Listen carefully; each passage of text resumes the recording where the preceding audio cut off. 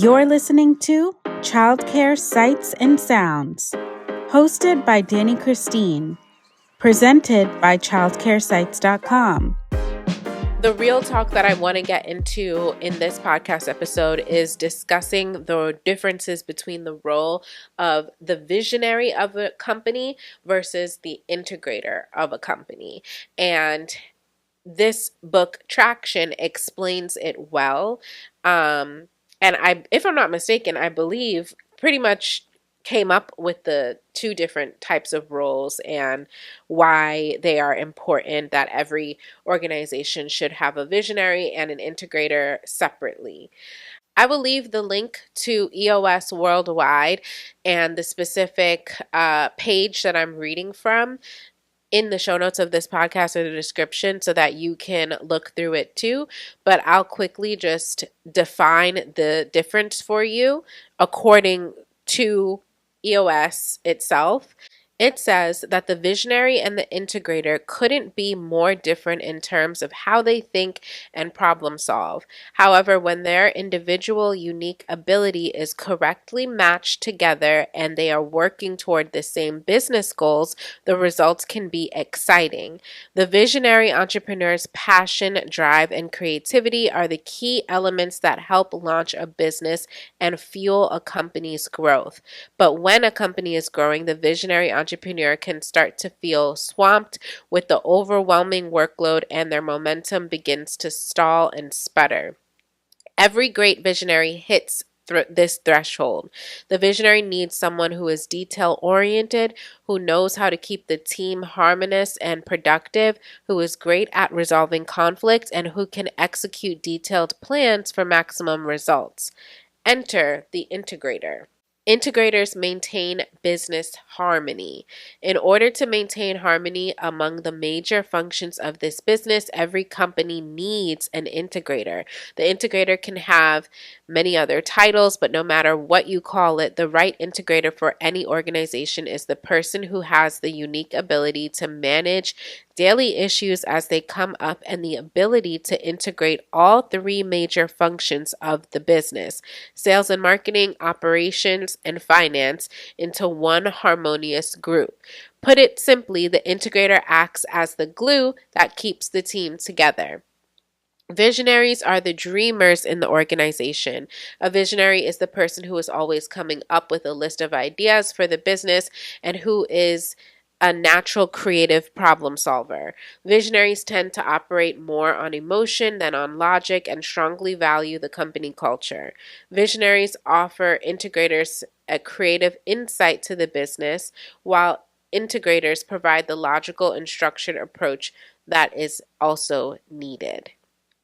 EOS offers a little quiz that you can fill out to figure out which one you are. To be honest, I haven't filled it out. But I will say when I first read this book, I didn't know which one I was. I didn't know if I was a visionary or if I was an integrator. And in fact, when I first read it, I thought that I was both. I was like, oh, I have to be both. I am doing pretty much everything when it comes to leading the company. Even though I knew that I wasn't doing everything perfectly, I was the one coming up with the ideas, presenting the ideas, figuring out processes and systems and procedures to implement the ideas. So I felt like I had no choice but to be both because I am doing all the things.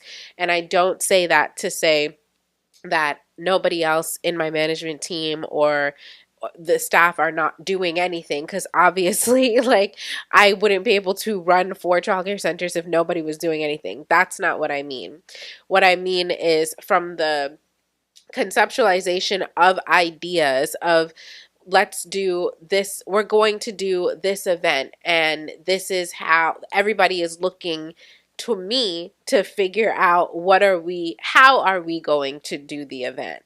I might come up with a marketing strategy and now I'm being looked at as, okay, that's a great idea. How do we do the strategy? So I would either come up with the step-by-step procedures, outline it, and give it to whoever is responsible for whatever it is that we're doing, Or if I didn't give a step-by-step to how something should be done, it wasn't going to get done. And even if I did give a step-by-step, if it was too far in the past and now the event or the strategy or the whatever we're doing is actually here, if I didn't personally follow up about make sure this is being done, like leading up to it, it might not get done. And that has been happening more and more. And it could be something as big as an event or as little as like, oh, did you follow up with this parent about this problem?